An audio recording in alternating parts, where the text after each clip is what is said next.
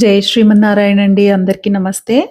ఈరోజు లంచ్ బాక్స్‌లోకి చపాతీ, అలాగే పన్నీర్ గ్రేవీ చేసి పంపించమని చెప్పింది మా సాహితి.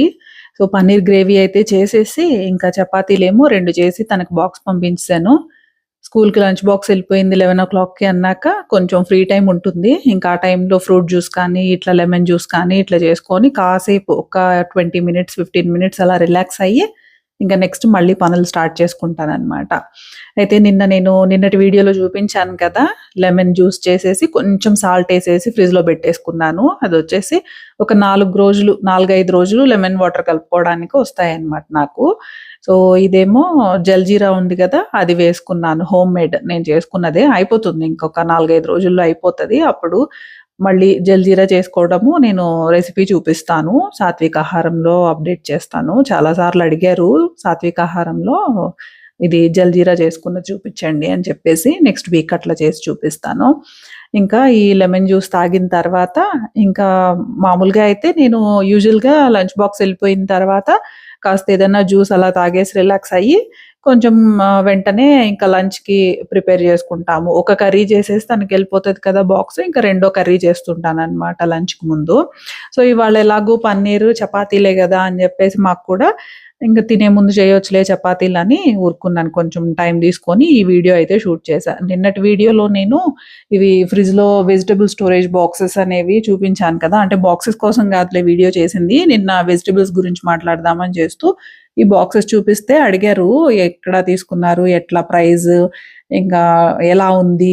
కంప్లీట్ రివ్యూ అని చెప్పేసి అడిగారనమాట మన వాళ్ళు. నేనైతే చాలా మంది వాడుతున్నారు కదా! అందరికీ తెలుసేమో అని చెప్పేసి నేను పెద్దగా వీటి మీద ఫోకస్ పెట్టలేదు. కానీ కామెంట్స్ అయితే వచ్చాయి. చెప్పండి, చూపించండి అని చెప్పేసి లింక్ కూడా షేర్ చేయమనేసి. ఇవి మేడ్ ఇన్ భారత్ అనేసి రాసుందనమాట. చైనా ప్రొడక్ట్ కాదు. మనదే ఇండియన్ ప్రొడక్ట్.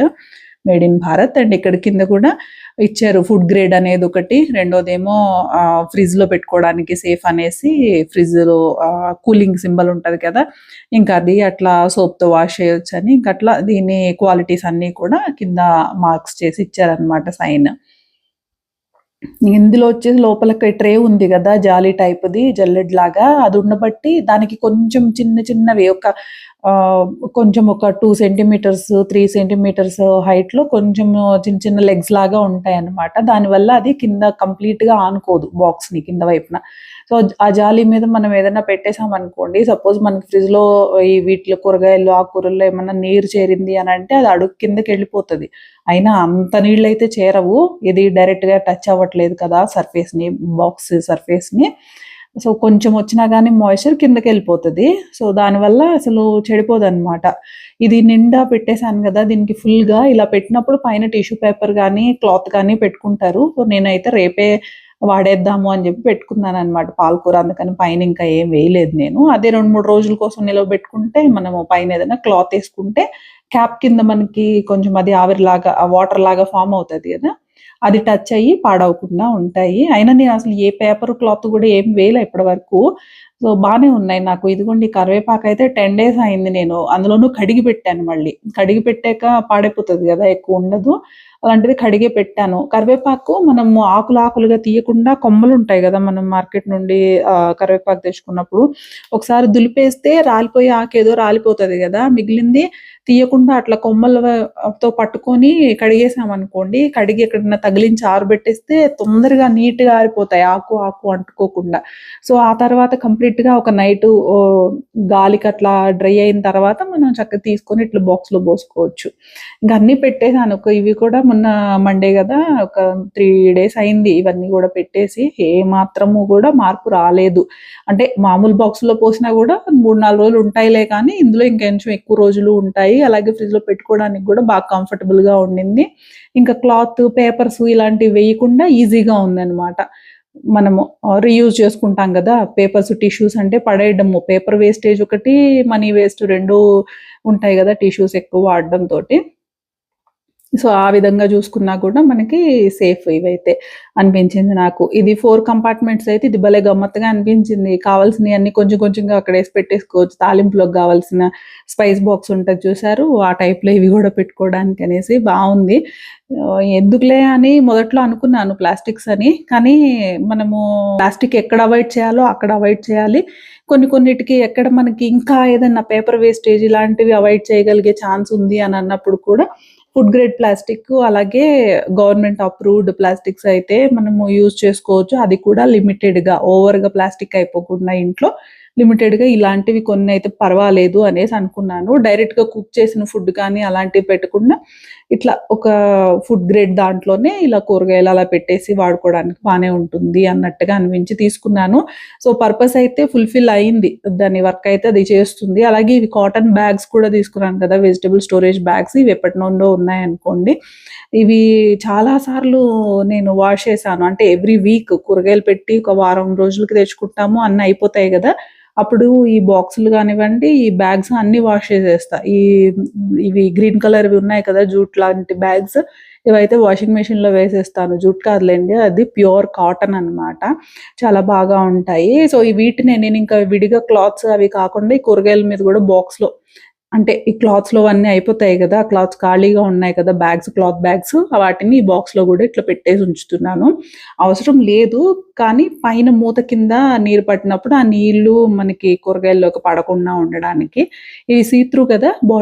బాక్సెస్ పైన మనం ఇట్లా కవర్ చేసేస్తే ఎట్లా అనుకుంటే సైడ్ నుండైనా గానీ మనకు కనిపిస్తాయి. అయినా మనం ఎన్నండి కొన్ని కొన్నే కాబట్టి పెట్టుకునేది ఉన్న 4, 5 బాక్సెస్‌లో ఏమున్నాయి అనేది ఐడియా గూడా ఉండిపోతది గదా! మనకి.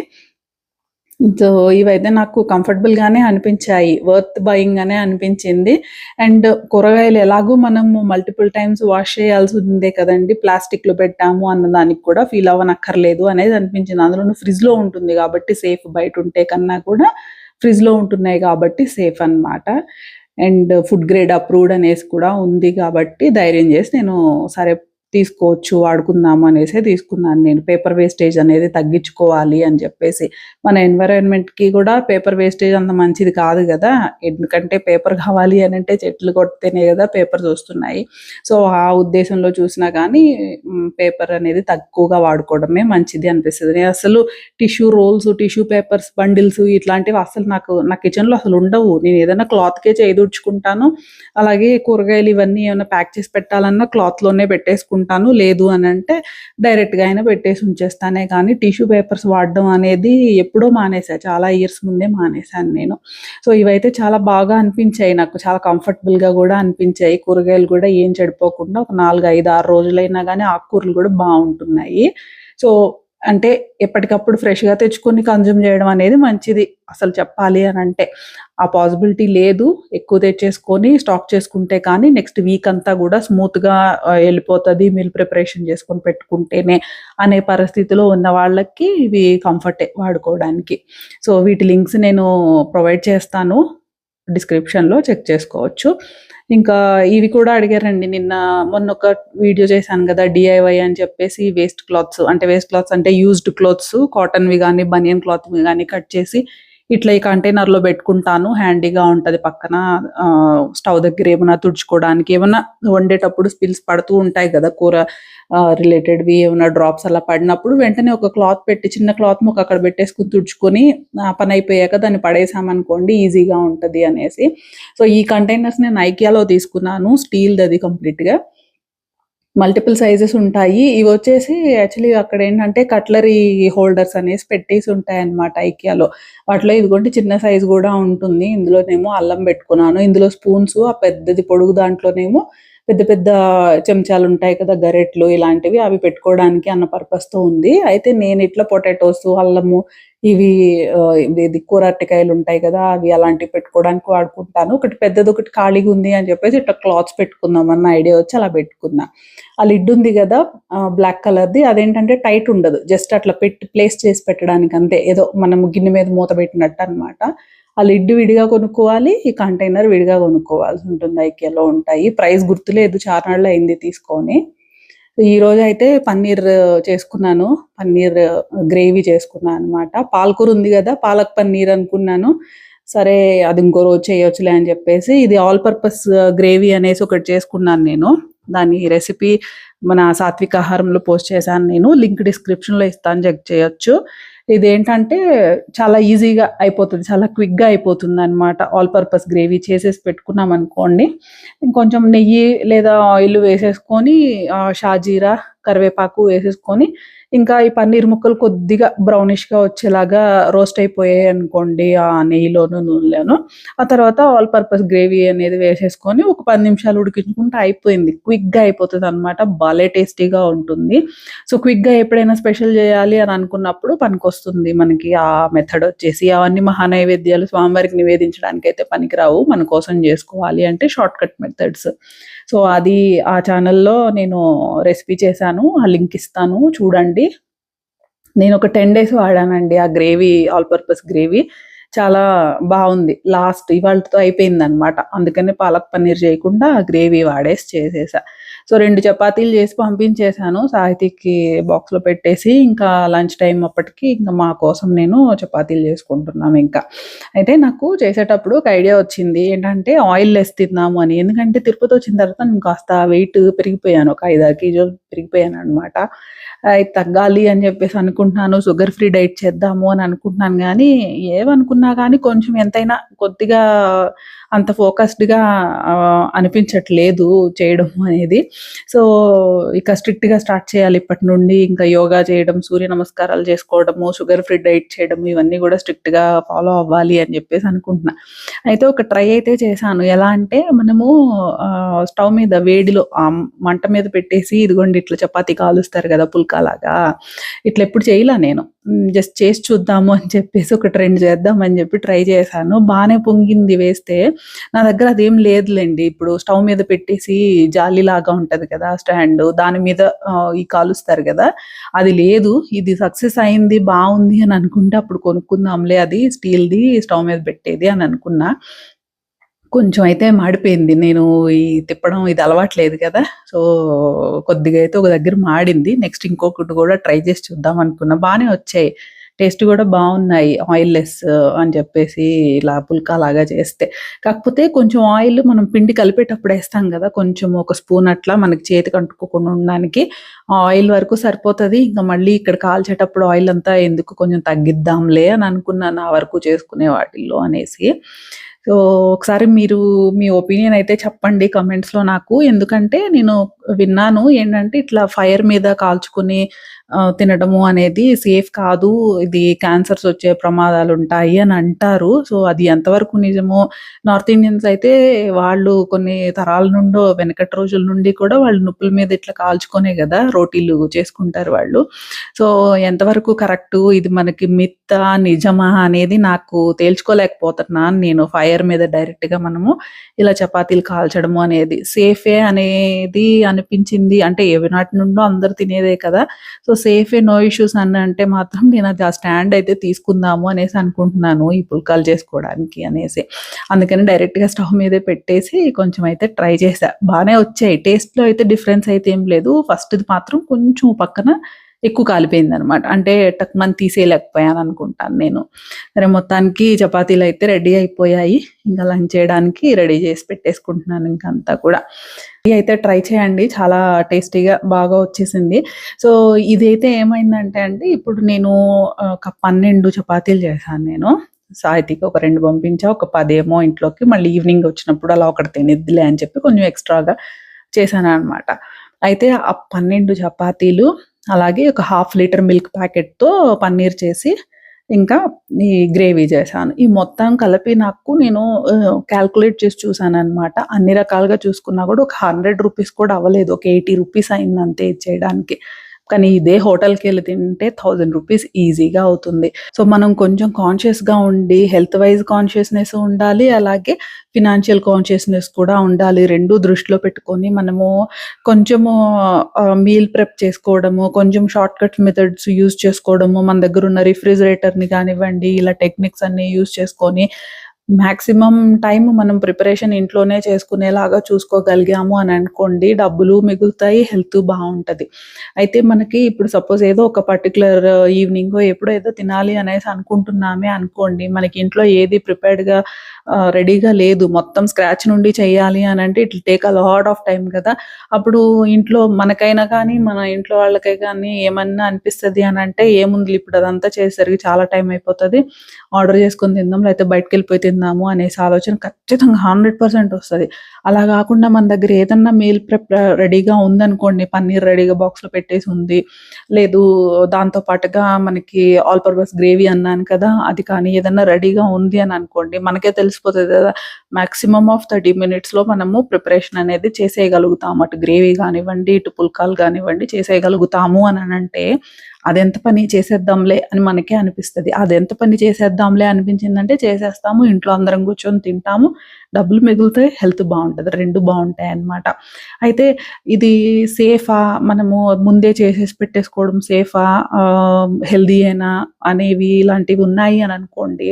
ఒక్కసారి బయట హోటల్స్ గురించి ఆలోచిస్తే ఎలా చెప్తున్నారో మనమే న్యూస్‌లో చూస్తున్నాం గదా! ప్రతి హోటల్‌కి రైడ్‌కెళ్ళినప్పుడు అక్కడ ప్లేసెస్ ఎంత డర్టీగా ఉంటున్నాయి. వాళ్ళు వాడే సింథటిక్ కలర్స్ కానివ్వండి, ఎసెన్స్‌లు కానివ్వండి, దాంతో పాటు అసలు పన్నీర్ చేయడానికి గంగాళాలో అంటే పెద్ద పెద్దవి ఉంటాయి గదా! బకెట్ లాంటివి సిలిండ్రికల్ షేప్‌లో వాటిల్లో పాలు పోసేసి పెట్టేసుకున్నారంట. హోటల్‌లో డైరెక్ట్‌గా మనకి వీడియో చూపిస్తున్నారనమాట. ఫుడ్ సేఫ్టీ వాళ్ళు రైడ్‌కెళ్ళిన దగ్గర చూపిస్తుంది. దాని నిండా ఈగలంట. సో, వాళ్ళు పన్నీర్ చేసేటప్పుడు ఏం చేస్తారు అనంటే, వాటిని వడకట్టేసి ఆ ఈగలను తీసి పడేసి, పాలు పోసి చెడిపోయి విరిగిపోయాయనుకోండి, ఏమవుతది? ఎలాగో పన్నీరే గదా చేసేది. ఏమన్నా తెలుస్తదా ఏముంది?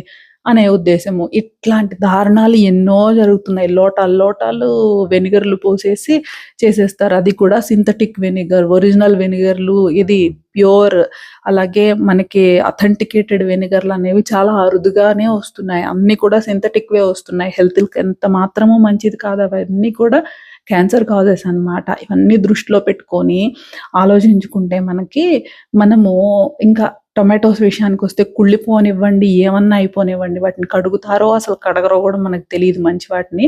ఇక కుళ్ళిపోయినియి అంటే సరే, సరే. ఇంక అన్ని జరుగుతున్నాయి గదా బయటకి. అలాంటిది మనం ఎళ్లి తినడం, మన పిల్లలకి తినిపించడం కన్నా కూడా ఒక 2 రోజుల ముందు టొమాటోస్ అవన్నీ కూడా కొంచెం బాయిల్ చేసేసుకొని, బాయిల్ కాదు, బాయిల్ చేసినయి పెట్టుకోకూడదు సారీ. రోస్ట్ చేసేసుకొని, మనం పేస్ట్ చేసుకొని, మీల్ ప్రెప్ అంతా రెడీగా చేసుకొని, ఎన్నాళ్ళకి నెలలు నెలలకి మనము మీల్ ప్రెప్ చేసుకోవాల్సిన అవసరం లేదు. అప్‌కమింగ్ 4 డేస్‌కి ఇప్పుడు మండే నేను చేస్తున్నానంటే సండే వరకు వచ్చేలాగా చేసుకుంటాననమాట.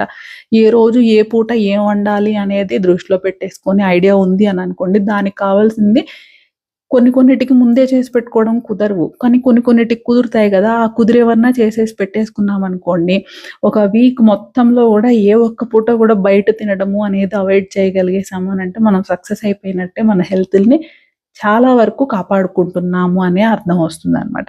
సో, దానికోసము కొన్ని షార్ట్ కట్స్ చెయ్యక తప్పదు. ఇంతకుముందయితే నేనసలు చేసేదాన్ని కాదు. మహానైవేద్యం పెట్టాలి గదా! అని జెప్పేసి. మహానైవేద్యం ఒక్కటే దృష్టిలో పెట్టుకున్నాననుకోండి, చాలా ఐటెమ్స్ నేను చేసి పెట్టలేకపోతున్నాను. అంటే టైం సపోర్ట్ చెయ్యట్లేదు. సో, స్వామివారికి పెట్టే మహానైవేద్యం ఏదో పెడుతూనే, ఇంకా కొన్ని ఎక్స్‌ట్రా టైమ్ చేయాల్సినవి ఉంటాయి కదా! ఎక్స్‌ట్రా ఐటెమ్స్ ఏవో ఉంటాయి కదా! ఈవినింగ్ స్నాక్‌కి కానివ్వండి, ఇట్లాంటి పన్నీర్‌వి కానివ్వండి, ఇవి ఎప్పుడు చేసినా నేను మహానైవేద్యానికి పెట్టేది లేదు. గేదె పాలతో చేసిన పన్నీర్‌ని స్వామివారికి సమర్పించేదే ఉండదు కదా! సో, అలాంటి వాటికి కొన్ని మీల్ ప్రెప్స్ అయితే చేసి పెట్టేసుకుంటున్నాను నేను. అవే షేర్ చేస్తున్నాను గూడా మన ఛానెల్‌లో. సాత్విక ఆహారంలో పోస్ట్ చేశాను. అండ్ ఇక్కడ కూడా నేను చెప్తుంటా. ఎందుకంటే ఎక్కువ మందికి అక్కడ అయితే రీచ్ అవ్వదు. చాలా ఫ్యూ హండ్రెడ్స్ మందికే రీచ్ అవుతది. సో, మన వాళ్ళందరికీ కూడా ఈ అవేర్‌నెస్ రావాలి అన్న ఉద్దేశంతో ఇక్కడ కూడా కొన్ని విషయాలు నేను షేర్ చేస్తున్నాను. సో, ఎంతమంది అగ్రీ చేస్తారు నేను చెప్పిన పాయింట్ అనేది నాకు కామెంట్స్‌లో చెప్పండి. అలాగే ఆ చపాతీలని అదే పుల్కాల్లాగా మనము గ్యాస్ స్టవ్ మీద ఫైర్ మీద కాల్చుకోవడం అనేది ఎంతవరకు సేఫ్ అనేది మీ ఒపీనియన్ కొంచెం షేర్ చేస్తే నేను ఒక డెసిషన్ తీసుకుంటాను. సో, మరో మంచి వీడియోతో మళ్ళీ మాట్లాడుకుందామండి. జై శ్రీమన్నారాయణ. కృష్ణార్పణం.